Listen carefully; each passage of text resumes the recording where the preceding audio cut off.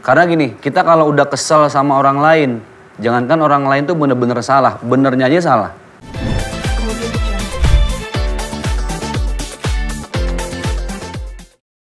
Terima kasih pemirsa, masih bersama kami di sini di Siraman Kolbu, Sejukan Hati.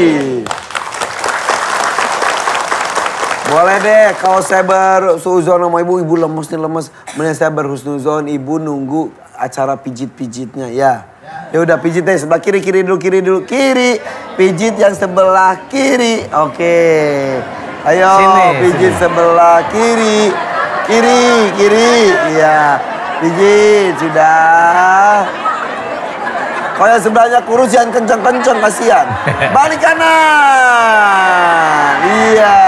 Waduh.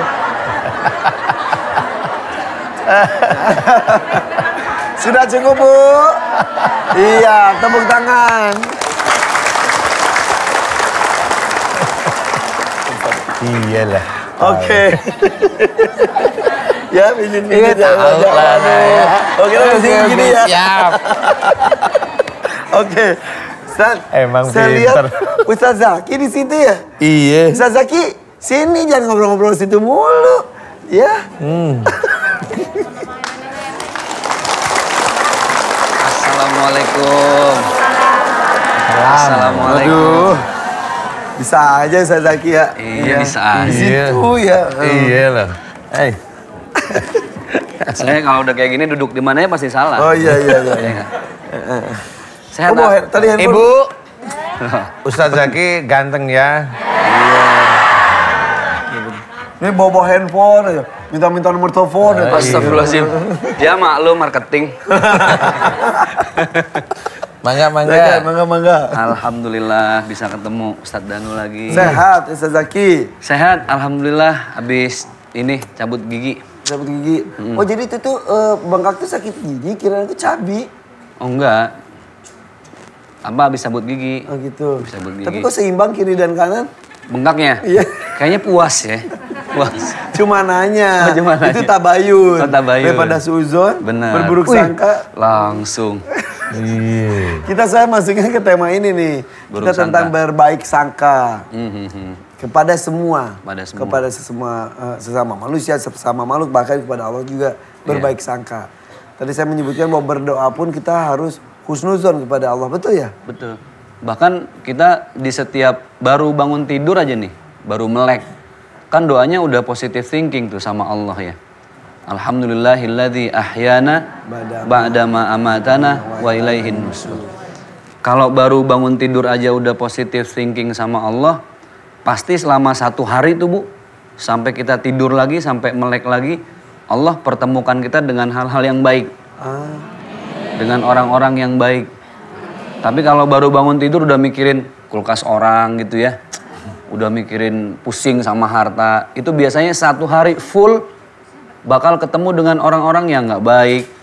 Karena gini, kita kalau udah kesel sama orang lain, jangankan orang lain tuh bener-bener salah, benernya aja salah. Ya kan? Kesel aja. Benernya aja salah. Jadi bawaannya memang buruk sangka. Jadi gak pernah bisa menikmati hidup. Baru bangun tidur tiba-tiba di jendela ada yang naruh kotoran sapi misalnya kan. Waduh, langsung. Kotoran sapi tiba-tiba. Iya kan ada aja kasus begitu. Di sinetron berantem sama tetangga. Ustaz sampai ketawa. Ya kan ada Ustaz ya. Contohnya. Apa pengalaman jangan-jangan Ustaz? Contohnya gitu. mengejutkan. Iya, maksudnya depan kamar di kaca. Tiba-tiba kotoran sapi. Kotoran sapi. Ya kan kalau buruk sangka, waduh. Ini tetangga sialan nih gitu kan. Tapi kalau positif thinking, alhamdulillah bisa buat pupuk kan gitu. Emang rumahnya di mana sampai ada kotoran sapi? Sebenarnya pertanyaannya begini, mau? Kotoran sapi? Iya. Istilahnya harus dilihat dari sisi baiknya. Sisi baiknya. Dari sesuatu yang bisa membuat kita emosi itu, sisi baiknya apa gitu. Bahkan tadi yang Ustadz bilang juga, ujian pun tetap kita harus baik sangka sama Allah. Bisa jadi ujian itu adalah bentuk undangan dari Allah Subhanahu wa Ta'ala. Saking selama ini kita lupa sama Allah, nggak pernah gelar sejadah, nggak pernah wudu gitu ya. Tapi kalau gelar sejadah doang nggak sholat buat apaan juga kan? Maksudnya sholat. Maksudnya sholat gitu. Sampai saking Allah yang kangen sama kita. Kitanya nggak pernah nemuin Allah, Allahnya yang kangen. Saking kangennya Allah, nah kita dikasih hadiah, dikasih undangan. Dalam bentuk apa? Dalam bentuk ujian. Dalam bentuk musibah. Salah satu bentuk kasih sayang Allah juga. Iya. Aduh, kamu sudah jauh nih dengan saya. Benar. Kasih ujian, kalau kata orang tuh sebutnya lah azab atau apa, tapi tergantung kita melihat sisi baiknya. Benar. Karena bisa jadi kita manusia ini selama ini kan buruk sangka aja sama Allah ya. Dikasih ujian, malaikat Jibril pernah nanya, ya Allah itu kenapa kok hamba yang satu dikasih ujiannya banyak banget nggak berhenti-berhenti. Kata Allah, karena aku masih rindu dengan doa dan rintihan hamba itu. Jadi siapa tahu kalau ujiannya diangkat, dia udah selesai doanya. Selesai rintihannya. Karena manusiawi, kita ini ingat sama Allah kalau dikasih ujian, dikasih susah. Ya. Baru ingat sama Allah. Tapi kalau ujiannya itu dalam bentuk kesenangan, itu harus lebih bahaya lagi. Kadang-kadang kita justru lupa. Malah lebih sering lupa. Ketika kita susah, kita ingat Allah, rata-rata seperti itu. Tapi kalau dalam kondisi bahagia, bergelimang harta, nah kayak itu. sehat itu kan sebenarnya juga saat ujian ya. Iya. Ujian dari Allah. Makanya ada yang bilang sehat walafiat, ada yang sehat wal maksiat. Atau ada aja lagi nih Ustaz ya. Kalau sehat walafiat nih, ibu kan mulutnya bisa ngomong ya, sehat. Tapi dipakai buat baca Quran, sehat walafiat. Mulutnya sehat bisa ngomong, tapi buat ngomongin orang. Jadi sehat wal maksiat. Gitu. Sama kayak kaki juga begitu, dipakai ke masjid, kakinya sehat walafiat. Tangan juga sama, semua. Jadi sebenarnya berbaik sangka kepada Allah tidak hanya dalam bentuk pikiran saja. Tapi ketika semua anggota tubuh ini kita arahkan untuk beribadah kepada Allah, maka kita sudah berusaha untuk berbaik sangka terus kepada Allah. Menjadi salah satu bukti bahwa kita berbaik sangka kepada Allah. Gitu. Benar banget. Wah, dan efeknya juga pasti berbeda ya Ustaz ya, ketika kita berburuk sangka sebaliknya. Iya, kalau kita berburuk sangka itu udah dosa berkali-kali.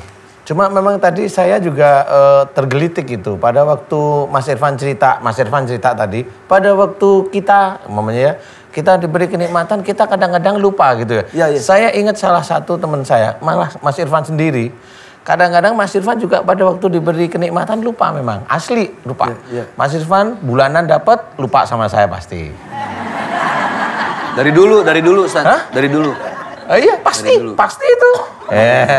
Nggak tahu kalau bulan depan. Kalau udah disindir, keluar dah. Emang Ustaz suka ingat saya saat itu? Duh, inget. Tiap pagi, bubur. Oh iya juga, ya. Itu nggak nunggu bulan, tiap hari. Oh iya. Sebenarnya inget juga sih, Kak Irfan sama saya, kerupuk. Nah, Tapi pernah saya dikasih Ustaz. Apa? Dikasih bedak. mesti ingat aja, bedak sama blason kan dia bohong. Alhamdulillah. Tapi itulah serunya, pentingnya kita berada di lingkungan orang-orang soleh itu karena saling mengingatkan. Karena manusia itu kan tidak luput dari lupa, hilaf, dosa. Ketika di lingkungannya juga penuh dosa juga, kita tanpa sadar makin lama makin melenceng. Biasanya seperti itu. Yang jelas benar, kata Ustaz Zaki tadi, insya Allah sudah sangat betul bahwa sebenarnya Allah itu senantiasa memberikan kita itu jalan lurus. Sebenarnya kalau kita lihat dari satu sisi aja sakit ya.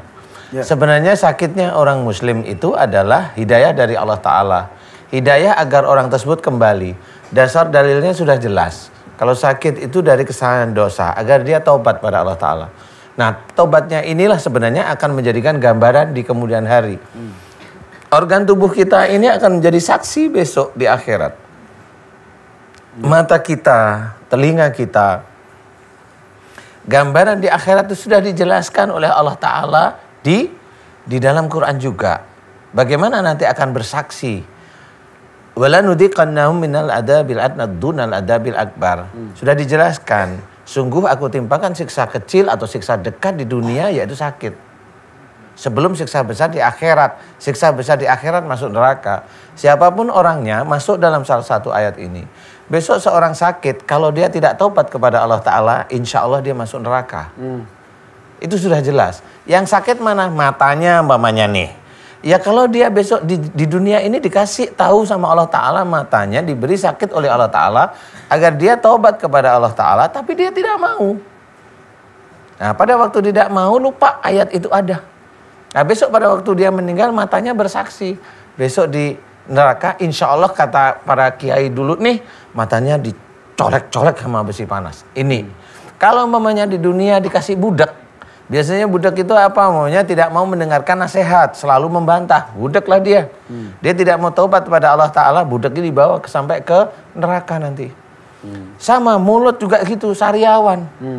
Itu sama semuanya, itu gambaran kita di dunia itu di akhirat disamain. Jadi mungkin kalau bisa dibayangkan nanti itu kami sudah ingatkan kamu ketika di dunia dengan sakitmu. Kenapa kamu tidak menyadari kesalahanmu? Istilahnya seperti itu. Nanti dia sendiri pinter juga karena banyak ulama nggak ngingetin aku, wahai Allah. Nah, ulama lagi kena.